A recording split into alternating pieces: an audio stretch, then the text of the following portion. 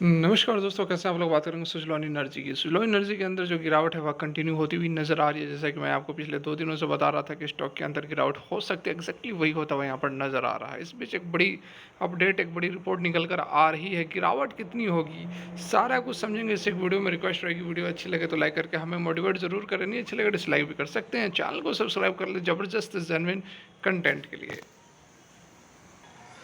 तो यहाँ पर आप देख सकते हैं, आज की यदि हम कारोबार की बात करें तो 40 रुपये 60 पैसे पर फिलहाल यह ट्रेड करता हुआ नज़र आ रहा है और अभी 1.5-2 घंटे की ट्रेडिंग यहाँ पर बाकी है।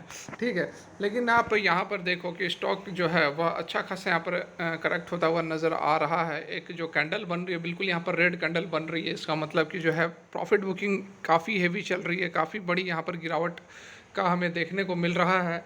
40 रुपये 70 पैसे, मतलब कि 3.5 से 4% के आसपास की जो है गिरावट एट परसेंट यह कंटिन्यू होती हुई नज़र आ रही है। मैंने आप लोगों को पहले ही बताया था इस दिन, ये पिछले 2 दिनों से जब इसने लगभग हाई लगाया हुआ था 43 के आसपास, 42-43 के आसपास।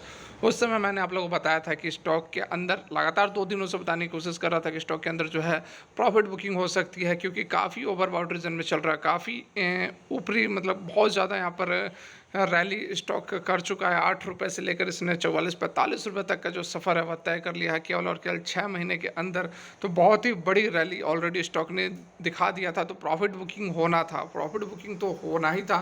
फिलहाल यहाँ पर देखिए RSI की यदि हम बात करें तो 74 पर बन रहा है, और जब यह गिरावट शुरू हुई थी उस समय 87 के आसपास RSI था, जो कि मैंने आप लोगों को दिखाया भी था बिल्कुल यहाँ पर, कि देख सकते हैं आप RSI कितना ओवरबाउट में चल रहा है।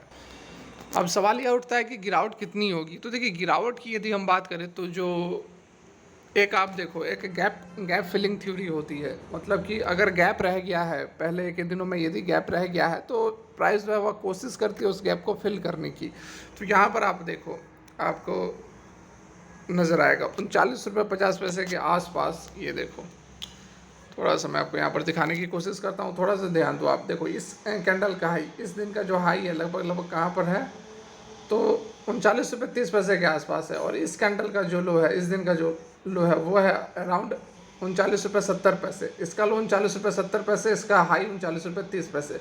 तो इसके बीच में थोड़ा सा यहाँ पर गैप नज़र आ रहा है। ठीक है, इस तरह का आपको बहुत ही कम देखने को मिलेगा। आप देख सकते हैं कि हर बार जो है वह गैप फुलफिल होता हुआ नज़र आया है। लेकिन इन दोनों के बीच में अभी गैप है 39 रुपये 50 पैसे, 39 रुपये 40 पैसे, 39 रुपये 60 पैसे के आसपास का एक गैप हमें नज़र आ रहा है। तो हो सकता है कि एक बार इस गैप को फिल करने के लिए प्राइस जो है वह नीचे आ सकती है। 39 रुपये तक का जो सफ़र है वो यहाँ पर हमें देखने को मिल सकता है। अभी जो गिरावट है वह कंटिन्यू हो सकती है थोड़ी बहुत। ठीक है, पॉसिबिलिटी यहाँ पर है, क्योंकि ओवरबॉट रीजन में चल रहा है। तो जो प्रॉफिट बुकिंग होती है वो तो आप, जैसा कि आपने ऑलरेडी पहले भी मैंने आप लोगों को बताया हुआ है कि देख लो, तेज़ी के बाद जो गिरावट होती है वो 3-4 दिन तक चलती है। ये जो रैली आई उसके बाद कंसोलिडेट किया, इससे पहले देखो ये जो रैली आई थी उसके बाद यहाँ पर गिरावट हुई थी। ठीक है, तो गिरावट हो सकती है, लेकिन बहुत बड़ी गिरावट नहीं होगी, उसकी अभी पॉसिबिलिटी कम नज़र आ रही है।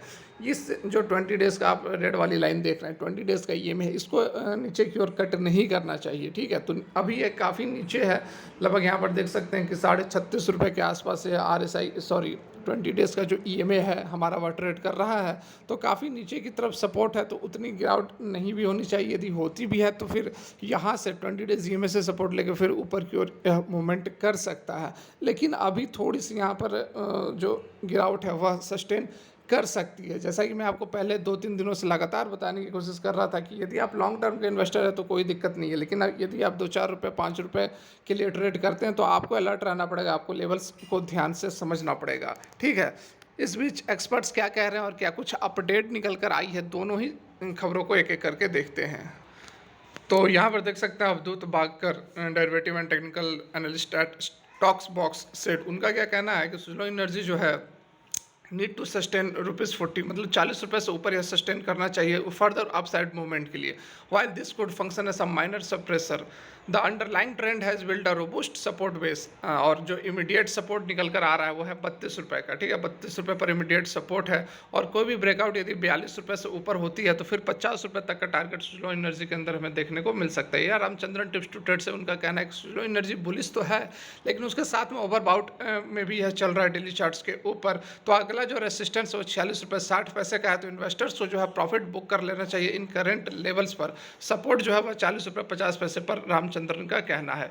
Osho Krishnan senior research analyst technical and derivative at Angel One का उनका यहाँ पर कहना है कि सुजलॉन एनर्जी जो है वह रोबुस्ट रन दिखा रहा है, हालांकि काफ़ी एक्सट्रीमली ओवरबाउट रीजन में भी यह ट्रेड कर रहा है। One need to have a cautious approach, ठीक है, कॉशियस अप्रोच रखने की जरूरत है और 39 रुपये 50 पैसे पर जो है एक स्टॉप लॉस लगाना चाहिए, क्योंकि एक गैप भी है, बुलिश गैप भी है।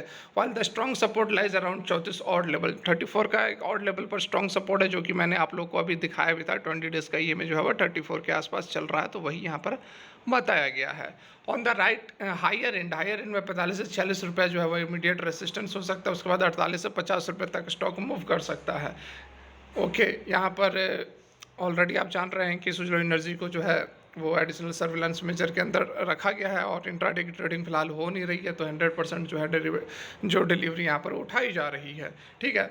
अब एक और अपडेट निकल कर आ रही है, पॉजिटिव अपडेट निकल कर आ रही है, वो अभी देख लेते हैं। तो यहाँ पर आप देख सकते हैं, powered by government corporate sector India's green energy drive in top gear. Power and new renewable energy minister जो कि आर.के. सिंह है, उनका यहाँ पर कहना है अभी इसी सप्ताह उन्होंने बताया है, India needs to develop but will do so responsibly, ठीक है, which is reflected in the country being 9 year ahead in achieving the nationally determined target NDC, ठीक है। तो यहाँ पर कहा जा रहा है कि 9 साल पहले ही उन्होंने इंडिया ने टारगेट हिट कर दिया है। नेशनल डिटरमाइंड टारगेट जो था यहाँ पर, नेशनल डिटरमाइंड कंट्रीब्यूशंस जो था वो यहाँ पर अचीव हो चुका है, जो कि पेरिस एग्रीमेंट में रखा गया था कि 40% जो इंस्टॉल्ड पावर कैपेसिटी है वो नॉन फॉसिल फ्यूल से आएगा 2030 तक, ठीक है। उससे पहले यहाँ पर जो है हमारा जो है ये चीज़ अचीव होता हुआ नज़र आ रहा है। COP 2021 जो कि 2015 में हुआ था, उसमें कार्बन इमिशन को भी रिड्यूस करने की बात की गई थी, जो है 33% तक 2030 तक 33% करेंगे, लेकिन हमने ये इस चीज़ को 2019 में ही अचीव कर लिया इन COP 26। उसके बाद जो अगला 26 में ग्लासगो में हुआ, वी हैव सेड दैट 2030 तक हम जो है 50% और अपना जो कैपेसिटी है वो रिन्यूएबल एनर्जी के थ्रू अचीव करेंगे, ठीक है। तो और जो एमिशन है उसको 45% कम करेंगे। पहले हमने 33% बोला था, 45% का टारगेट रखा गया है। वी विल अचीव इट, हमने ऑलरेडी इसको अचीव कर लिया है, पहले ही कर लिया है, 7-8 साल पहले ही यहाँ पर अचीव कर लिया है। So we are on the target set journalist in New Delhi expressing India's position in the run up to COP 28, ठीक है। यहाँ पे जो टारगेट रखे गए थे उससे पहले जो है इंडिया हर चीज़ अचीव करता हुआ नजर आ रहा है।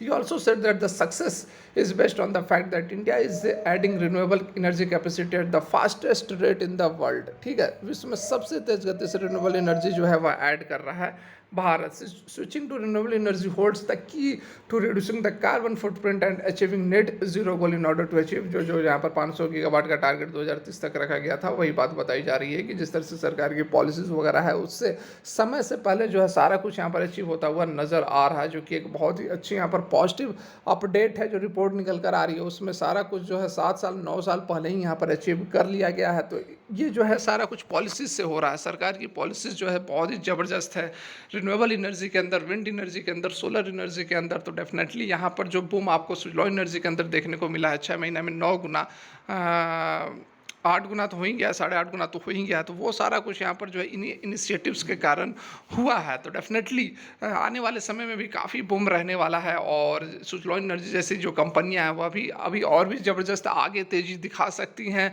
ये कंसोलिडेशन तो होते रहता है। आप यदि लॉन्ग टर्म के लिए होल्ड कर रहे हैं तो कुछ सोचने की ज़रूरत नहीं है। शॉर्ट टर्म के लिए आप यदि कर रहे हैं 2, 4, 5, 10 रुपये, तो फिर आपको लेवल्स को पकड़ना पड़ेगा। तो ये वीडियो आपको कैसी लगी, काम की लगी हो तो लाइक ज़रूर करें, चैनल को सब्सक्राइब कर ले ज़बरदस्त जेन्युइन कंटेंट्स के लिए। फिलहाल के लिए वीडियो यहीं तक। Thanks for watching, have a great day.